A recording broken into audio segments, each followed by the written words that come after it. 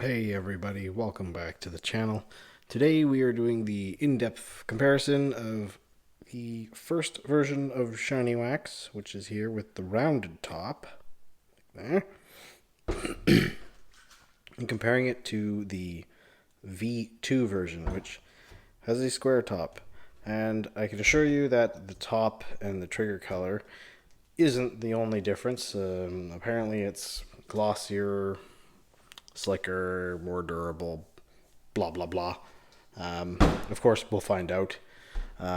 These have been on the test panels, curing in the garage, like no weather exposure at all for over 2 weeks.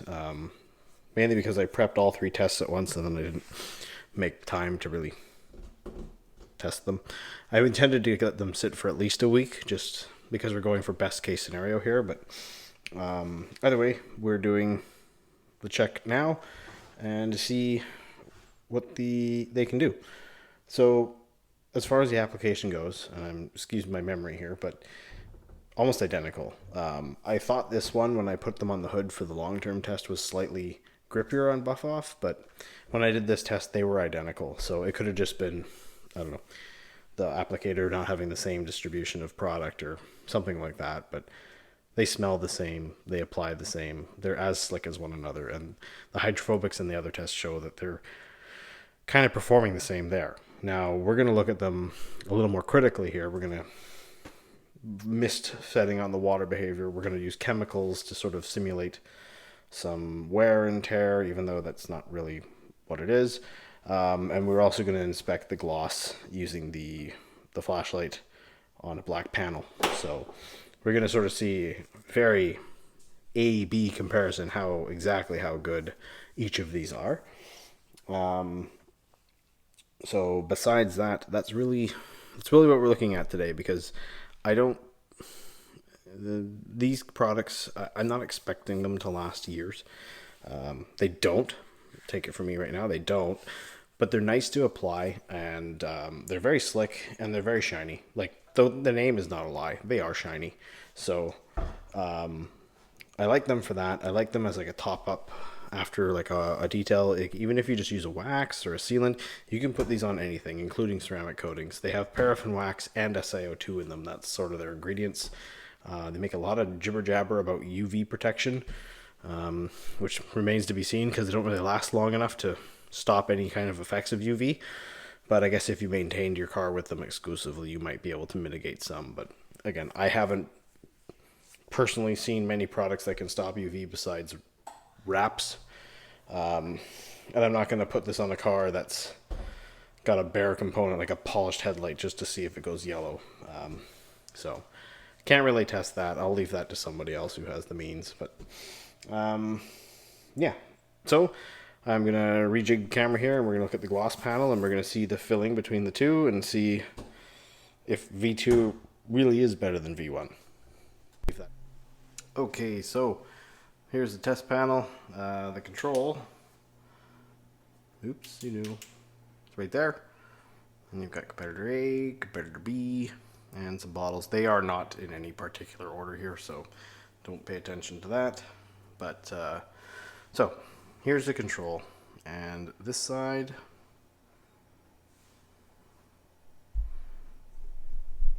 let me just try to let you guys punch in a bit here.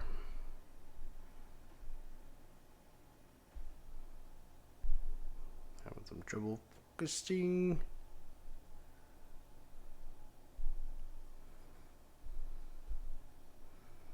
And this side.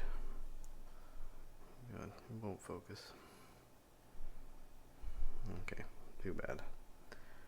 But you can see they're pretty freaking close. Let's try this one more time.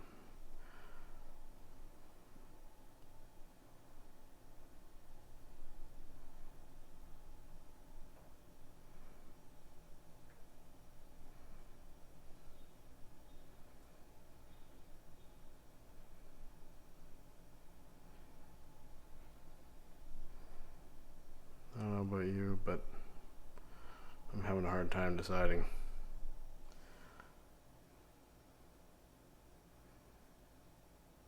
maybe this side's a little better when you do it like that. Again, I'm looking at the back of the phone here, so. But, without further ado, V1 and V2. So, yeah, pretty freaking close, but maybe V2's got the slight edge there. So, there's your gloss and fill. Let me go set up my hose and my buckets, and we'll get to the hydrophobics. Maybe. Okay, back to the bucket setup. Version 1 of Shiny Wax is on this side. Version 2 is on this side. We're using the mist setting and the flood setting to sort of get an initial performance here, and you know, we'll jazz it up with the angles and whatnot, make it look a little more interesting, and yeah, we'll go from there. We'll see how things look, and then we'll do a wash using the Detail Factory brush with Geon Bathe Essence, which is nice and neutral. We'll follow that with some 10-to-1 Meguiar's APC hits to do a little more invigorated cleaning to see how I can survive that. Anyway, here we go.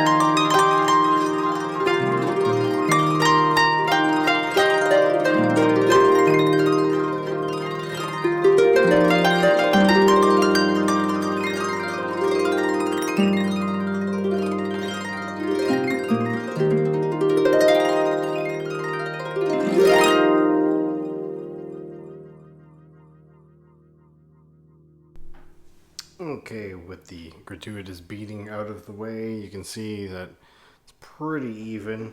I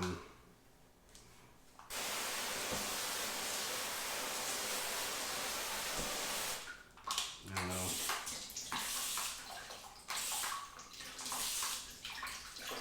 It's really even between the two, so not gonna really see anything right now, but we're gonna go into the wash portion here, and we will see how they do after a few passes with some nice soap. So here we go.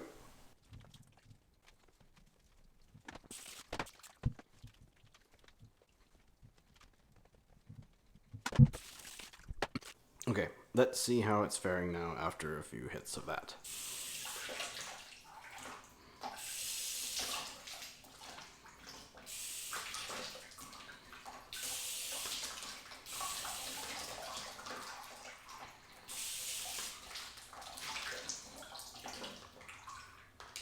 Pretty dang even to me.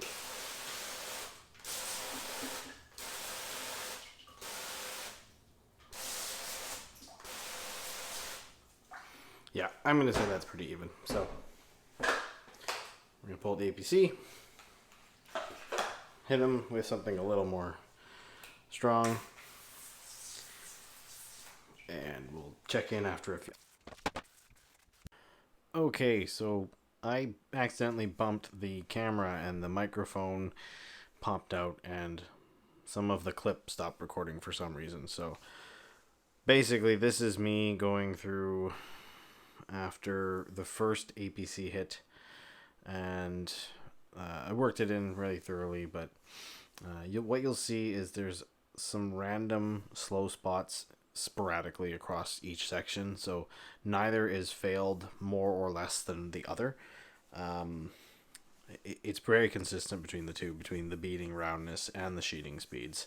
So this is again after the first round of APC, which was sprayed on thoroughly and worked in thoroughly with the brush. So just one hit, but really working it in, although gently, still allowing a lot of chemical dwell time.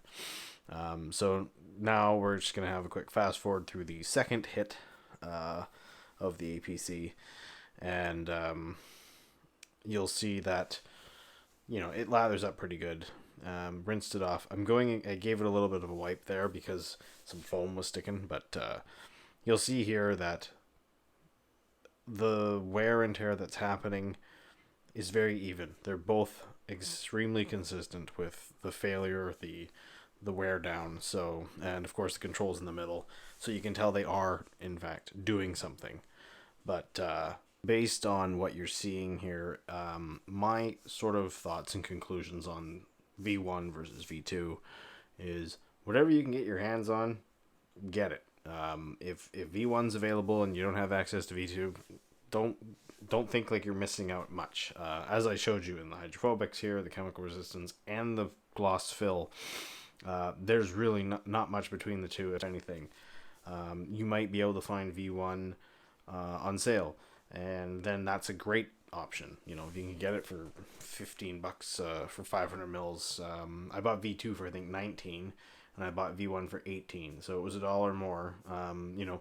Good chunk of time apart. And I bought V2, not long after it showed up in my shelves here. But yeah, I highly recommend either of them, whichever is more available, whichever is more convenient. And it's such a flexible product in how you can use it, because it's not picky about what's underneath it. It has a very, in a way, forgiving application where you're using it to you can apply it and sort of let it sit. Some places say you can use it in the sun, other places say not to. I don't know who to trust. If you want to experiment, by all means go for it. I personally don't use many of these types of products in the sun unless I have absolutely no choice.